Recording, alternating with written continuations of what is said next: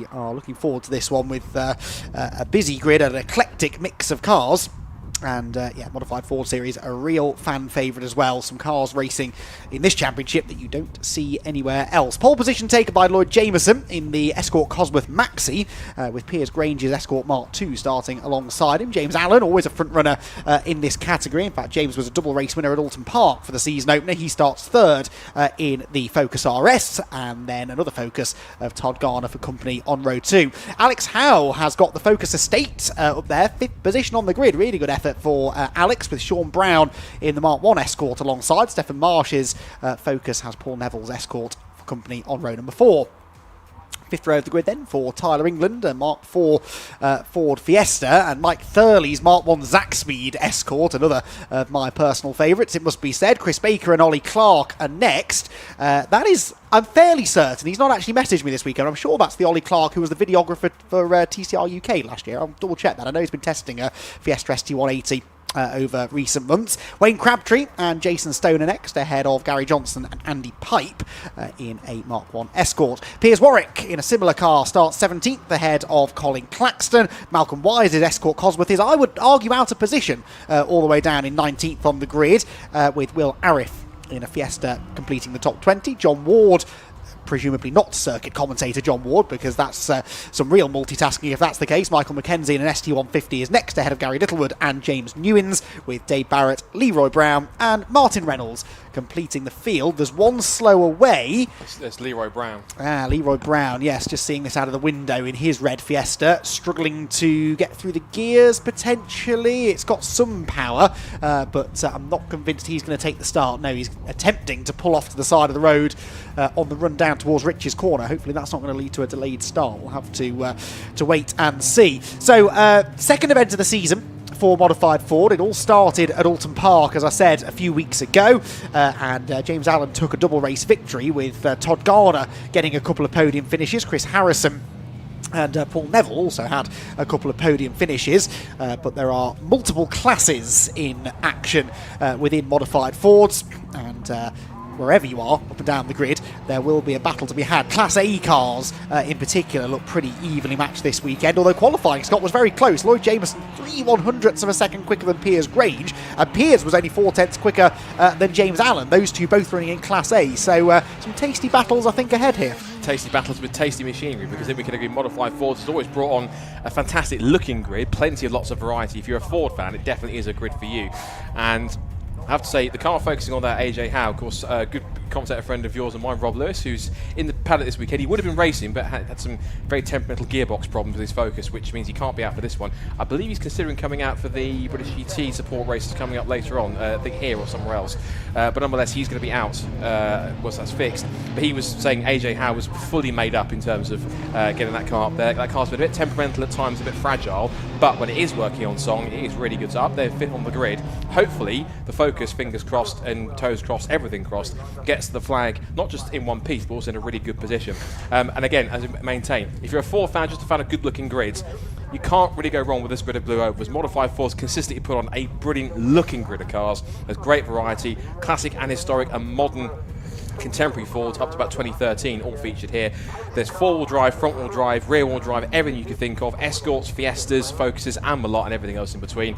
Prepare for some plenty of power and noise, because this grid, if you haven't seen it before, then we can both agree you're in for a treat. Absolutely so, and one of the most competitive qualifying sessions we've had for a while. We are having a delayed start by the looks of it, a second lap behind the safety car because of this recovery effort that's ongoing, with Leroy Brown's Fiesta in a dangerous position. It's been pushed back towards the pit lane entry by the marshals, but and they can see it on the insert, but they weren't quite able to do that in time for the race to restart. So there'll be another lap behind the safety car. The time hasn't started ticking down though yet, which is good. So the race has not started. Gives me time to correct myself, by the way. Ollie Clark in the Fiesta, not the TCR videographer, that was Ollie Cook, who was testing a Fiesta ST150 last year, which was enough to confuse me. Ollie Clark, someone completely different, but we still wish him the best. He'll be running in Class B+, which is and I am reading this for the website, I will confess, for normally aspirated multi-valve 4-cylinder engines over 2,150cc, EcoBoost engines and forced induction multi-valve engines below 1,750cc also eligible. I can pretend to know what any of that means. I am, by my own admission, not mechanically minded particularly, but whatever sort of blue oval racing car you have, there will be a class in modified Ford for it, and that's really one of the great things about this series, and also just that, the fact it's a series, it's not a championship, they don't score championship points, and they've got more than enough cars to be eligible to be a championship. They rarely have a grid less than about 25, 26 cars. They could run as a championship if they wanted to, but I genuinely think a big part of the reason for its success is that you're not having to commit to running a full season. You can dip in and out, do the odd race. There are drivers who tend to rock up to every round, but often, if you're only able or only planning on running 3 or 4 events a season, if you know it's a championship that you're dipping in and out of, sometimes the temptation can be there to do the full season. Then it starts to become more and more expensive, and ultimately in the long run doesn't tend to benefit grid sizes, does it? No, it's series like this, you get drivers who will come and do the full season because they want to, but I mean, without a run of a championship, it just means that you get drivers to be able to, ironically, some drivers commit more to the series because there's no pressure to be in the championship, and if you have a bad result, it means they have to dip out and save for other results if they want to do it. So it's quite intriguing to do that, and also as well, they have a system here where the more entries they get, technically the cheaper the entry fee becomes. So it encourages more higher entry fees, higher grids, which you can get more entries, and therefore lower your entry fee collectively, which is quite a smart thing to do, which Paul Neville and co do work on quite well. So we are going for a start this time, right? And again, just in beautiful, very neat. The times there haven't been before, but I have to say right now, actually I have to genuinely say, beautiful 2x2 formation, nicely put together, trackside and watching around the world on the stream. Once again, we say for the second time we'll take it, you're in for a treat. We've got plenty of blue oval noise coming up here, a wonderfully looking grid. I think we're set for modified Ford racing. We are indeed. Lloyd Jameson and Piers Grange then on the front row. Nothing to choose between them in qualifying. Is it going to be the same over the course of the 15-minute race? Let's find out then. 2x2 to the line, the lights go out, and we're away and racing in the modified Ford series. Lloyd Jameson has the inside line into Rich's corner. In fact, he doesn't need it. He's already cleared the car alongside him. There's some very strange goings on into the first corner. There was one of the focuses going slowly, and that has caught out the number 14 of Ollie Clark, who has gone bouncing through the gravel trap. Challenge for the lead. Meanwhile, around the outside goes Piers Grange. Didn't have a great start, but he's cleared Lloyd Jameson now into the second corner, and the Escort Mark II leads the Escort Cosworth. But here comes the Cosworth with the extra horsepower off the corner, and Lloyd Jameson goes back through half a lap, 3 lead changes. This is good, isn't it? The oddness came from Todd Garner. His car suddenly seemed to brake, but it seemed to kind of come to almost a complete standstill, which was really very surprising. Like there was too much front brake on it, and it caught the cars out. And poor Ollie Clark had nowhere to go, went bouncing through the gravel. It took a couple of the body parts off on top of it as it had some loose. It shook the front end loose. Through he went, and his car suddenly a few grams lighter. But nonetheless, Garner's kept on going. He's just there in the middle of the shot in the. I think the Jam Sport run Focus, I think it is, Jam Sport colours, with the top 3 coming through. This is now fantastic. I can't remember if it is 4-wheel drive. I think you've literally got, if it is 4-wheel drive Maxi Cosworth versus rear-wheel drive Escort Multi versus front-wheel drive Focus RS. 3 different drivetrains, but even so, 3 very different cars, so very evenly matched in terms of pace. They're going to charge across the line pretty much as one. Plenty of 4-cylinder noise between those 3. Then you've got Sean Brown in the Brown and Geeson Mark 1. Alex Howe AJ Howe has kept 5th position in that one, followed by Stefan Marsh in his Focus. And then you've got Mike 30, Chris Baker and Gary Johnson rounding out the top 10, whereas the Todd Garner Focus has come across in... Has it come across? Or is it pitted? I think it might have pitted, actually. It has, yes, in the pit lane. Todd Garner then into the pits. There is a mechanical drama with that car then. Fascinating battle in prospect here then, because I've mentioned how Lloyd Jameson and Piers Grange were inseparable after qualifying, but it's immediately evident, isn't it, that their cars generate their lap time in completely different ways. Lloyd Jameson's car is definitely quicker in a straight line, but Piers Grange's car, despite it being 20 years, maybe, older than the Cosworth, is much better through the corners. It's got much more grip, a little bit more downforce maybe from that body kit on it, and through the more technical sections, he closes right back in. Look, through the bomb hole, through Coram. He's going to have a go here at going around the outside, is he, of Lloyd Jameson. He's got much more mid-corner speed, but didn't fancy going offline through the never-ending right-hander. Thinks about the inside into Murray's, which was reprofiled when the infield section of the Snetterton circuit was created all those years ago, supposedly to encourage more overtaking. I would argue it's actually had the opposite effect, but if you're really ambitious, you can throw it up the inside there. And Piers Grange wasn't feeling like it was worth the risk. James Allen now sets the fastest lap of the race in third, just to remind us all that he is a potential race winner as well. We've got a proper race on our hands here. Really do. Three very different cars, three different drivetrains, but all very evenly matched in different strengths and weaknesses. And here goes James Allen, not wasting any time, having a look up the inside, and Piers Grange shuts the door. They just about get away with it with the lightest piece of bodywork touching, but they managed to get away with that enough. All three of these cars very potent in straight line. As for behind them, AJ Howe has passed the Sean Brown Mark 1 Escort up into 4th place. Might not have exactly the same pace, but he is there, and that's Stefan Marsh's Focus that's pulled up. Number 43, it was running as high as 6th just now. It's pulled out of the race, sadly. So Stefan Marsh in the Focus in black and pink, unfortunately, is out of it, parked upon the what would be the entrance, the beginning of the 300 layout. Another car stopped at 75, and that is the Ford Fiesta ST150 that's also stopped as well. So I'm afraid 75, which is the Fiesta, which is Fiesta SE, that's a Gary Littlewood, also out of the race. 2 more cars, unfortunately, on the DNF list. Indeed so. Here comes Piers Grange again. He doesn't want to go round the outside at Coram, but I think that's his best chance of overtaking the Cosworth, isn't it? But it would be a risky move, admittedly, and there's a very good chance that Lloyd Jameson would simply blast back ahead of him down the straight, but Piers is going to have to try something here. Where has James Allen gone? He's in the pit lane. So the double Alton Park winner in the pit lane, and that's a real shame. He just set the fastest lap a lap ago. That lap time has now been beaten by Piers Grange, but James Allen has bigger problems. He's in the pit lane, going no further. Double waved yellows out at the approach to the Wilson hairpin. This, of course, will be because of that car there, the Stefan Marsh Ford Focus, and Lloyd Jameson really slowed it down through the yellow flags, but he can afford to do that as long as he parks the car on the apexes. There's no way through for Piers Grange, and then down the straight you can see there the difference in performance between the two cars. Good reminder, it's Wilson hairpin at Montreal for me. I've been calling that all weekend. Easiest thing to make, since I've done it like that. So Jameson continues to lead. You're absolutely right. Piers Grange is holding on second. Again, much stronger in the corners. This is really a circuit where if you've got these two cars, one that's more predominantly power, one's handling, lots of strengths and weaknesses. This is the 300 circuit. This would very much be, I think, advantage Piers Grange, because it is a mix of what was the old circuit with these newer elements to it. Really is going for it. That's Gary Littlewood, who's behind the barrier, getting one of the best views in the house, I think, looking trackside. And again, agonisingly, Grange has got much more grip and confidence through the apex of the corner. As soon as he gets to a straight, all Lloyd has to do is put his foot down and blast past away from him. So that's not really working out in that sense, but Piers is still trying to keep as close as he can, at least in the corner. So watch here, he'll have much more grip and speed and pace to take through the corner, because it is a little bit lighter. It's got the rear end aero, as has Lloyd's car, but it's got a bit more of a front splitter. No overtaking to Wilson hairpin here.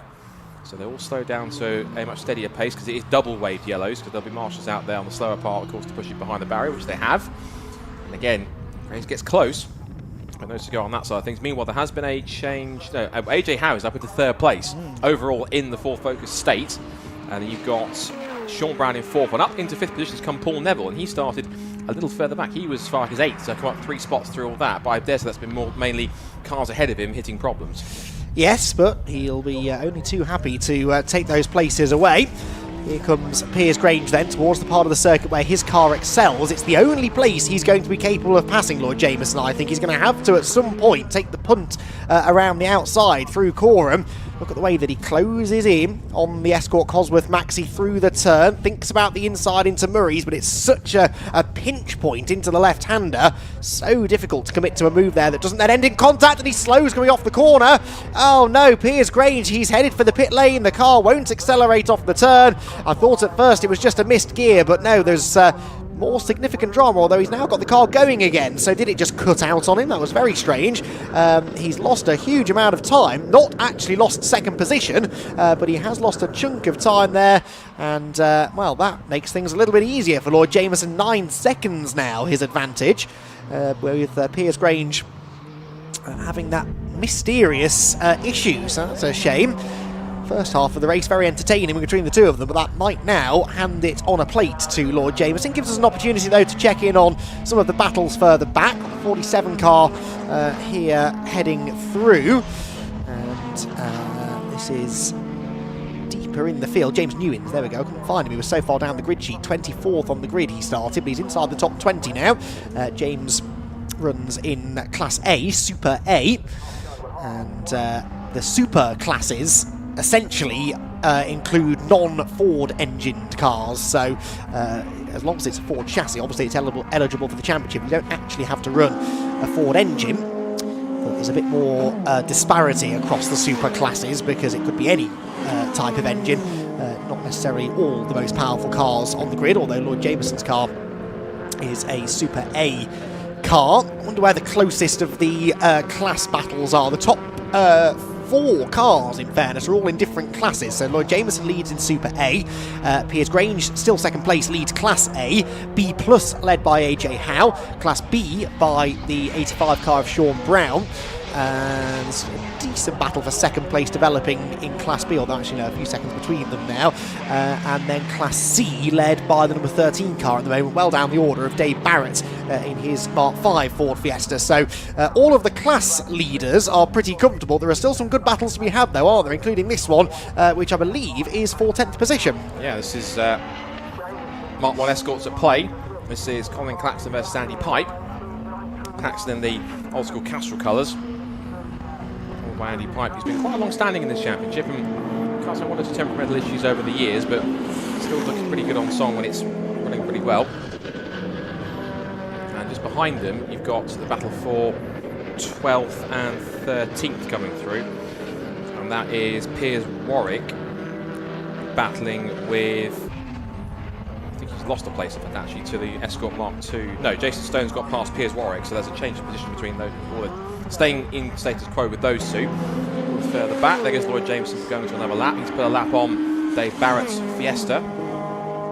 And that's also him battling Will Arif, who's a Formula Ford legend from years gone by, keeping his Ford association. Here comes Piers Grange. And if anything, AJ Howe's closing in on him. The gap is now 1.7 seconds. He was 2 seconds faster, 2.2 seconds faster.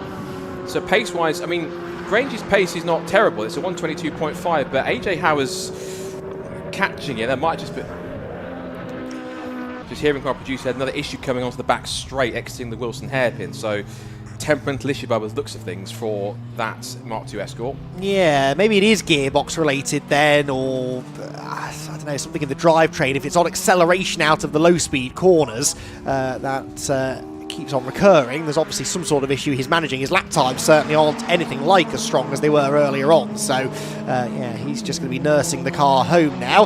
Off in the distance there was Lloyd Jameson, the race leader, and behind him a Focus and Fiesta scrap going on. That's the 115 Ford Focus, which is John Ward, and he's got the number 92 Ford Fiesta right behind of Michael McKenzie. These are both Class B cars. This is for class positions, for 7th in class.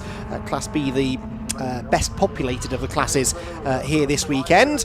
And 2, 4... Oh no, AJ Howe! AJ Howe slows and stops to the side of the road. Now, I did notice the car smoking through Riches, but I think actually that was just a bit of bodywork rubbing on the left rear tyre. At least that's what I thought. Maybe it was something a little bit more serious. But AJ Howe, another podium contender, falls by the wayside. And that's a shame. He'll be absolutely gusty. He was so pleased with getting 5th on the grid. That's a real shame. Hopefully it's not an issue that puts him out of race number 2. Change of position between McKenzie and Ward. That's been changed over, but that's heartbreaking. We said that, Rob was saying, that car is quite fragile at times, and unfortunately, that fragility's come back to bite him. Yeah, that's a shame, though. He had some decent pace, and as we documented, was catching Piers Grange to potentially challenge for 2nd position. Good scrap continuing then down into Brundle and Nelson. They've got the 47 car joining in now. That's James Newins into a yellow flag zone, of course, because the marshals are heading over to assist AJ Howe, who won't want to get out of the car necessarily until the marshals are there to assist him, and they might even push the car back, I think, up the escape road into the safer position. So 3 minutes left on the clock then. This battle continues to rage on then for 14th, 15th and 16th positions. Newin's car that's catching is another of the super cars, Super A class cars. And there is the Focus Estate being pushed behind the barrier. Great shame that that car's taking no further part in the race, but again, fantastic work by the marshals to get it out of the way without the need for a safety car. Yeah, definitely so. Shout out to the marshals for all their fantastic work all weekend as always.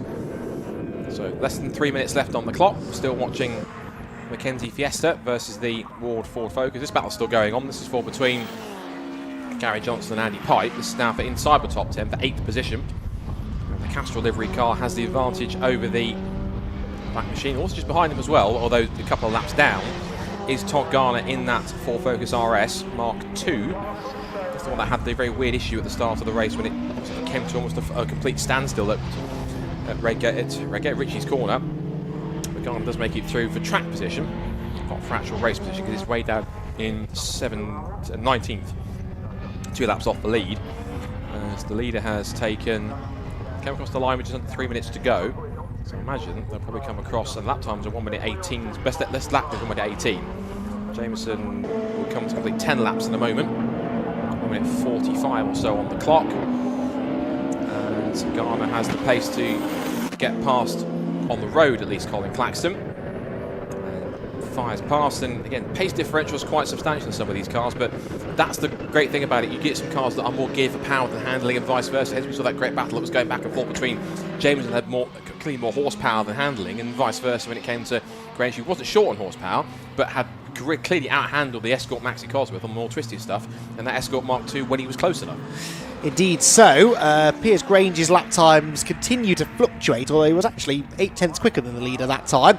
That was a danger. He was being caught by the third place driver, number 85, Sean Brown, but he's steadied that ship at least on the previous lap. He'll be very happy to see the checkered flag, I think, will Piers Grange. There's Lloyd Jameson in amongst traffic, heading into Brundle and Nelson for what will be the penultimate time for the race leader. And this beautifully prepared Escort Cosworth Maxi. I'm not always a fan of liveryless cars, but I think there's something about the quite striking design of that particular Cosworth Maxi that the plain white sort of allows you to really admire all of the aerodynamic features on the car, the body kit. It's quite a unique shape at the back as well. I'm a fan. I think it has the livery in the past. It might have been, it had some modifications or in the process of relivering it. I have seen like a white, like a two-tone blue with a little bit of red livery on that car before. True. But you're right, he is currently running liveryless in plain white.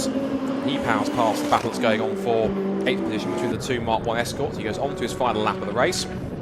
So Lloyd is hoping to try and convert this becoming a lights the flag victory. This is way down to the Wilson hairpin for the final time. His next guy who's going to come a cropper is Todd Garner in that Fiesta, the Focus, excuse me. Piers Grange still second, and having, it's unfair to say lucked into third place, but Sean Brown in the Brown and Geeson Escort Mark I has been quite fortuitous in gaining from others' mistakes and kept it clean to be on course to earn himself an overall podium. And it'll also be a class win in Class B. But all three of the podium finishes are going to be class winners. It'll be Super A for Lloyd Jameson, Class A for Piers Grange, and Class B for Sean Brown, and in fact Class B plus for Paul Neville. So top four all going to be class winners respectively. Through the bomb hole for the last time, Lloyd Jameson comes all the way across from Scotland, all the way down to not too Snetterton in Norfolk. Quite a long journey, but it looks to, at least for this race, Andy, his journey's going to be all the worthwhile. Yep, worth the trip, wasn't it? A bit of silverware to take back home with him as well. Possibly a second trophy to come this afternoon. We'll wait and see. There is another modified Ford race to come, remember, later on in the day. And Lloyd Jameson will go into that one a race winner, because he will head to the line, see the checkered flag, and claim victory in the first modified Ford race of the day. Lloyd Jameson the winner, and it'll be quite a long wait until we see Piers Grange hopefully come home in second position. That mystery problem that he had, I'm sure if he has the time, Scott will try and find out what the problem was for Piers Grange, whether it was gearbox, something else, I'm not sure. Whatever it was, it resolved itself at the end, because Piers Grange set the fastest lap on the final lap of the race, a 1:18.441, and that was about half a second quicker than anything Lloyd Jameson ever did. So bodes well for race 2 if Piers can get on top of the issues. I think he should be able to give Lloyd Jameson a proper run for his money. Before I head off to the podium, quick mentions that because winning that first race, the Lloyd Jameson will receive the Barn Rouge Trophy, which is a trophy that's handed out to the winner of the first modified Ford race, and it's been won by the likes of Dave Cockle, Dave Mathias, and Tommy Field and Jason Davies in the previous as well. It's someone who's a driver who was quite well placed in local saloon car championships, so it's a trophy that's perpetually awarded. On this occasion at the moment, it's handed to the first modified Ford Series front runner, so that'll be a trophy that goes, or at least a replica of that, or his version will go to him back to Scotland, as well as the winner's trophy in general. Right, fantastic stuff. Well, all the sweeter the taste of victory then for Lloyd Jameson, who wins the first Modified Ford Series race of the day. Piers Grange comes home in second position and sets the fastest lap on the final tour, with Sean Brown third and Paul Neville fourth. And as Scott quite rightly says, all four of those drivers were winners in their respective classes. Chris Baker came home fifth ahead of Mike Thurley, with Gary Johnson in seventh, eighth for Malcolm Wise, ninth Colin Claxton, and 10th for Andy Pipe. Jason Stone came home in 11th. These drivers all a lap down to the overall winner. Piers Warwick was 12th, 13th Michael Mackenzie, and 14th place for John Ward. James Newins came home 15th ahead of Will Arif. Dave Barrett was the winner in Class C, or will be when he gets to the line. Hasn't actually taken the checkered flag yet. Todd Garner was 18th position ahead of, then the non-finishers actually. So Alex Howe, AJ Howe, a non-finisher. So too, sadly, James Allen from third position. Stephen Marsh didn't finish, and nor, unfortunately, did Gary Littlewood.